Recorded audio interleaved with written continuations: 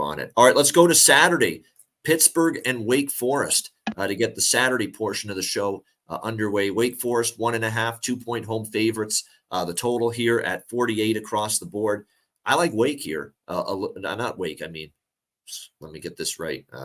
Wasn't thinking there. I like Pitt here a little bit in this game, but I'm going to wait to see if the money continues to trickle in a little bit here on Wake Forest. Wake Forest is a bet against team for me. You know, I cashed a ticket with Virginia Tech last week against Wake Forest. They were a small home favorite. I said, this Wake team's just not good this year.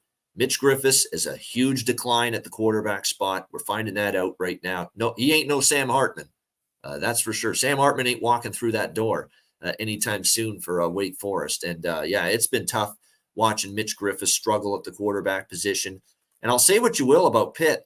Maybe they took advantage of Louisville looked a little flat, admittedly, against Pitt on Saturday, and Pitt took advantage with the outright upset, getting more than a touchdown as underdogs. They take care of Louisville in that game. But at the same time, their offense looked a lot better. 38 points. I mean, that was unheard of for Pitt. And the quarterback change that Pat Narduzzi made going to Christian Veilleux, you know, it paid off. You know, he was good. He wasn't lighting up the scoreboard or the stat sheet. You know, only 12 completions, but 200 yards, 2 touchdowns, no interceptions, didn't make any mistakes.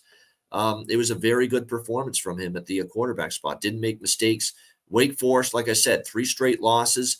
Georgia Tech, Clemson, Virginia Tech, again, blown out 30-13 in that game. Mitch Griffiths has struggled, no question about that. The defense has been, well, against the better teams, the defense still has some shakiness to it. They gave up 30 to Georgia Tech, 30 to Virginia Tech, 24 against Old Dominion, and barely won that game. And they do also have a game on their schedule where at Clemson, 21-point dog, they almost won that game 17-12. They did play good defense there. But, you know, I look at this and, you know, the Pitt, I saw a spark out of Pitt after the quarterback change, and I don't like Wake, and I certainly don't want to lay points with Wake. So by default, this is Pittsburgh or nothing if I'm betting this game. What do you think here, C-Mac? Yeah, it was just, can they, after that win, can they keep going? You know, like you talked about, he just came in, 200 yards, 2 TDs, was very good. I thought the defense played well. And what are we going to get from Wake with Griffiths? I just don't know. Pitt's been able to go in there, too, the last few times to Wake and win. These games had a lot of points. You know, this total has already come down a little bit because, you know, Wake's defense has been pretty good. They just can't score. I kind of lean Pitt, you know, early on in the week. I want to dig through it a little more, but Wake Forest hasn't been a team I've been able to back at all, even at home.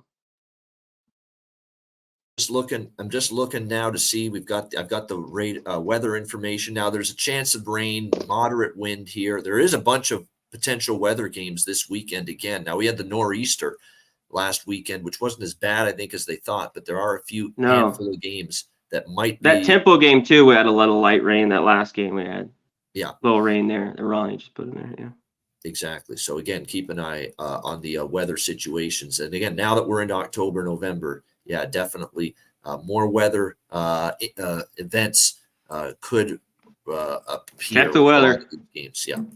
Got to have like a little bit of meteorologist in you. Yeah. Yes, especially with the totals. Yeah. Yeah, no doubt. And remember, wind is the more detrimental factor for overs than rain or snow. It's always wind that will hurt you as far as overs go, way more than rain or snow.